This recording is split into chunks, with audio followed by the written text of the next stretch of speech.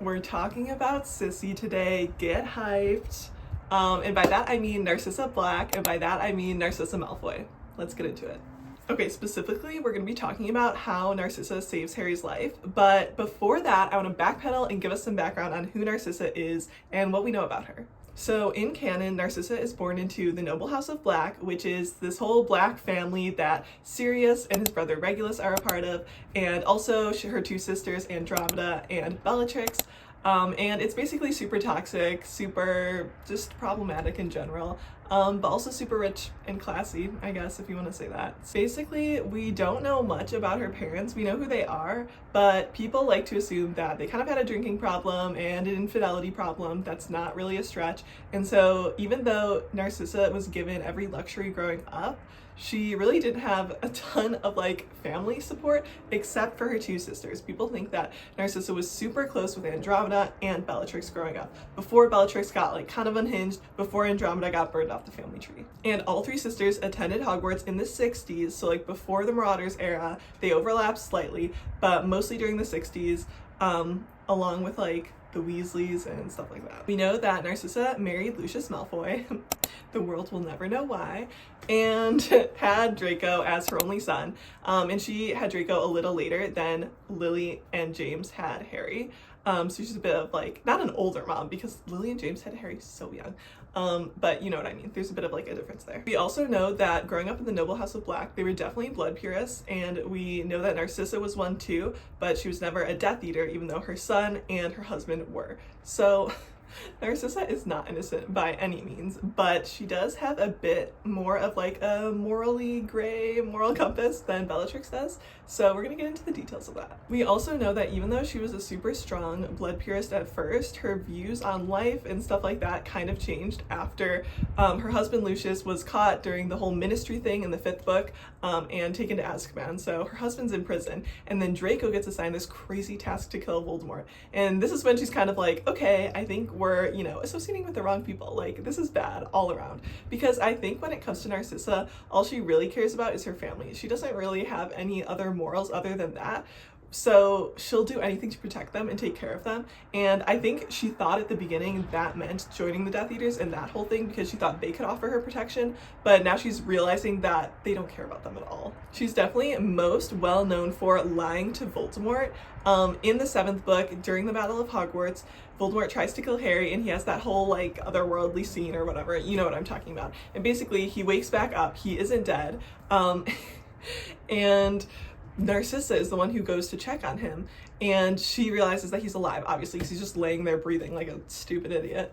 And she decides to lie to Voldemort. And basically, she asks Harry if Draco's alive. Harry says yes, and that's all Narcissa needs to know. She doesn't really care if Harry lives or dies, she just wants to know that her son is alive. And so she lies to Voldemort and says that Harry's dead, which allows him to do the whole like spring attack thing, surprise, whatever. But the interesting thing about this is that we know that Voldemort can read minds, and he loves to read minds. It's super easy for him. So in order for Narcissa to effectively lie to Voldemort, she had to have known occlumency. And she had to have been able to do that so that Voldemort wouldn't tell that she was lying. And this is super interesting because not a ton of people know occlumency. We know that Snape does. We know that Snape teaches Harry, and we also know that Draco knows it. And this comes up in the 6th book when Snape corners Draco and is basically like, how are you gonna kill like Dumbledore? What's going on? You need to tell me what's going on. And Draco like protects Snape from reading his mind. And Snape assumes that the reason that Draco knows occlumency is because Bellatrix, his aunt, taught him. But knowing that Narcissa knows occlumency to effectively lie to Voldemort, it seems way more likely that Narcissa, his own mom, taught him how to do occlumency and how to protect his mind. Another important character who probably knew occlumency because he had to effectively lie to Voldemort is Regulus Black, Narcissa's cousin. And so no one knows how Regulus knew this. It could have been that Regulus taught Narcissa occlumency, or that Narcissa, the older cousin, taught Regulus occlumency. I like this theory better. So basically Narcissa is just teaching people occlumency left, right, and center. She's just like protecting the people she cares about, and I love that for her. Also, one of my favorite things about Narcissa is she's a super underrated character, but also just like overlooked by the other characters in the books in general. She's just kind of like the trophy wife, you know, she's like hosting the Death Eaters at her dining room table or whatever, and all she cares about is her baby son, who she spoils rotten. But she's like has way more depth than that, honestly, and she's way more powerful than that, and I think that like people overlooking her is kind of one of her greatest strengths, one of her best assets. And so we know that as far as Narcissa's morals go, she definitely values family over like the Death Eaters and the Dark Lord and all of that when she decides to lie to Voldemort, because she's picking Draco over Voldemort, which is a stark contrast to her sister Bellatrix, who definitely picks Voldemort and the Death Eaters over her own family. And we know this when she literally kills Nymphadora, who's Andromeda's daughter, so it's her own niece. She kills her own niece because she's like a blood traitor. We also know that not only does Narcissa care about her family more than the Death Eaters, but when she lied to Voldemort, that actually protected her and her husband and her son from going to Azkaban after the whole Battle of Hogwarts went down and like the Death Eaters lost all their power. So even if she didn't think that like Voldemort was gonna lose, she just accidentally saved her family from ruin again. We also know that she has a grandson, Scorpius, who's in the Cursed Child, and I love the idea of her raising Scorpius like as the grandmother, kind of the same time that Andromeda was raising her grandchild Teddy. Even though there's a bit of an age gap between them, I like the idea of them bonding over that. And so something rare about Narcissa that really just speaks volumes is that her husband, and her son survived 2 wizarding wars, 2 giant battles, and I think that can all be attributed to Narcissa. Honestly, Lucius had nothing to do with it. He was like, just... don't get me started. But he had nothing to do with it. Draco had nothing to do with it. So Narcissa, like, it was a bit of luck, but also a lot of scheming. And actually one of her quotes is, "There's nothing I wouldn't do anymore." And this is when she goes to Snape to ask for help about Draco. And I think that sums up her character really well. So Narcissa, Regulus, and Snape were the 3 people to ever successfully lie to Voldemort, and all 3 of them knew occlumency, which is obviously that's a must when you're lying to Voldemort. But I also find it interesting that 2 of the 3 people to ever successfully lie to Voldemort were from the noble house of Black. And the thing about Narcissa and Regulus is I feel like they're very similar. In my mind, they were like each other's favorite cousin. They were best friends because they both knew how to live within the bounds of the noble house of Black without like outright rebelling, but still rebelling in subtle ways that come out later. And obviously like trying to destroy a Horcrux is not a subtle way of rebelling, but he is good about keeping it a secret until the very end. And same with Narcissa. She's good about keeping like where her loyalties lie a secret and knowing how to put on a facade and put on a show without like, you know, causing trouble, but still rebelling in her own subtle way. And I think they would understand each other really well and get along super well too. And so I do think it would destroy Narcissa when she found out that Regulus died so young at like 18. So on to headcanons. We already talked about the whole occlumency headcanon and how she was the one who taught Draco and how she knew it herself and she was the one who taught Regulus. I absolutely love this headcanon and agree with it. Another headcanon is that after the Second Wizarding War, after the Battle of Hogwarts, when Bellatrix is dead, and also like all of Andromeda's relatives are now dead, like her daughter, her son-in-law, her grandson is still alive, who she's raising with Harry as the godfather, which sounds literally awful. I feel so bad for her.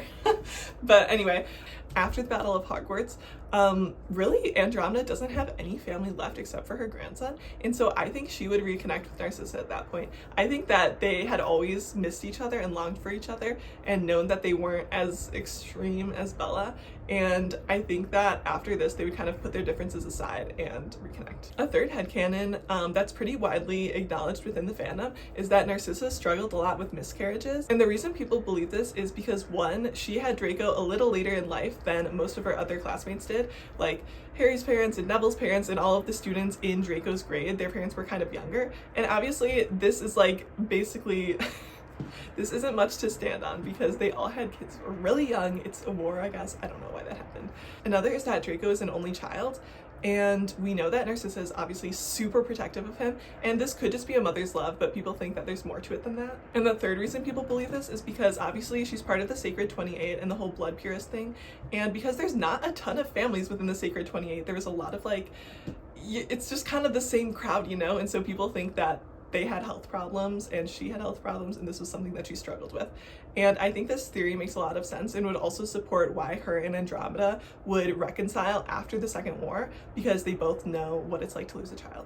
The fourth assumption, which is basically fact, is that when she was going to Hogwarts, there was a ton of pressure for her to marry well, and people always assumed that like the black girls were never gonna work, you know, they're never gonna lift a finger, they're just gonna marry well straight out of Hogwarts like at 17 and basically, yeah, run their households, maybe do some political stuff. And so I think Narcissa was looking for something in a husband that she had with her sisters where it was actually true affection and true love, and not the thing that her parents had, where it was all about like the facade and maintaining the facade even when everything was like going to shambles at home behind the scenes. And so I think she wasn't just looking for romance or for girlish flirtation, but she was looking for family and for someone to be like a good father to her son. The fifth theory we already talked about, which is that Narcissa and Regulus were besties. And something interesting about the two of them is that when Narcissa lied to Voldemort about Harry being alive and when Regulus went Horcrux hunting, they both did two actions that led to the ultimate demise of Voldemort.